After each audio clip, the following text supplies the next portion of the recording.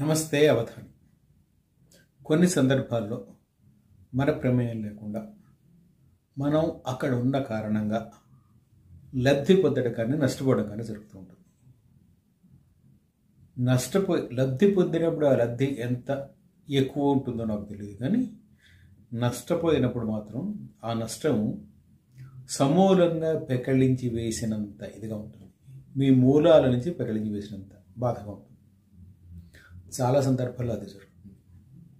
ఇప్పుడు Iran Israel యుద్ధంలో చనిపోతున్న వారు కానీ నష్టపోతున్నవారు కానీ వాళ్ళ ప్రమేయాలు ఏం లేవో, నష్టపోవడంలో ప్రాణాలు కోల్పోవడంలో వాళ్ళు చేసిన పొరపాట్లు లేవు.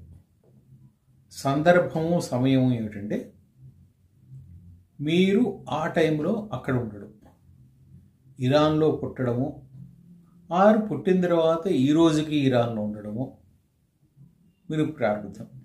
దానికి మీరు చాలా ఎక్కువ పరిహారం చెల్లించుకుంటుంటారు.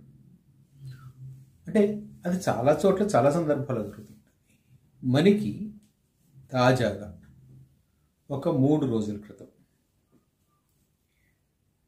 మల్లన సాగర్ కొండపోచమ్మ సాగర్ ఓస్ట్రీస్లో ఒకడైన అనిల్ అనే ఒక కుర్రాడు 25 ఏళ్ళు. He committed suicide by hanging. ఉరేసుకుపోయాడు.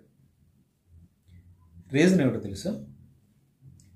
Kondapochamma సాగర్ని 2020 మే 29 అనుకుంటా డేటు, అప్పుడే ముఖ్యమంత్రి చంద్రశేఖరరావు చాలా అట్టహాసంగా ప్రారంభించారు. అక్కడ కట్టిన 3 రిజర్వాయర్స్లో ప్రథమంగా ప్రారంభమైంది ఒకటి. రెండోది, ఆయన అదే సభలో మాట్లాడుతూ నాకు బాగా గుర్తు చెప్పింది ఏమిటంటే, ఎవరికైనా పరిహారాలు ఇవ్వాల్సి వస్తే ఇవ్వండి, గవర్నమెంట్ ఇస్తుంది అని చెప్పారు. అది ఊరికే నోటి మాటగా మిగిలిపోయింది. చాలామందికి ఇప్పటికీ పరిహారాలు రాలేదు. ప్రభుత్వం తమ భూములు అక్రమంగా లాక్కుంది, తమకు రావాల్సిన పరిహారాలు ఇవ్వలేదు అని కోర్టుకు వెళ్ళిన వాళ్ళని షెడ్లలో ఉంచారు, రేకుల షెడ్లలో. మిగిలిన వాళ్ళకి, అంటే కోర్టుకు వెళ్లకుండా గవర్నమెంట్ ఇచ్చింది యాక్సెప్ట్ చేసిన వాళ్ళకి, ఒప్పుకున్న వాళ్ళకి పక్కా ఇల్లు కట్టించారు. ఒప్పుకోని వాళ్ళకి రేకుల షెడ్లలో ఆవాసాలు ఏర్పాటు చేశారు.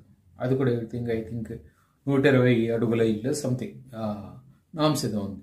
దాని ప్రకారం పిఎంఏ ప్రధానమంత్రి ఆవాస్ యోజన కింద ఎంత ఇవ్వాలో అంతే ఇస్తామని చెప్పి వాళ్ళు అలా కూర్చోబెట్టారు. అటువంటి కుటుంబంలో ఒక కుటుంబం, అతని పేరు, తండ్రి పేరు మల్లయ్య, దాచారం మల్లయ్య.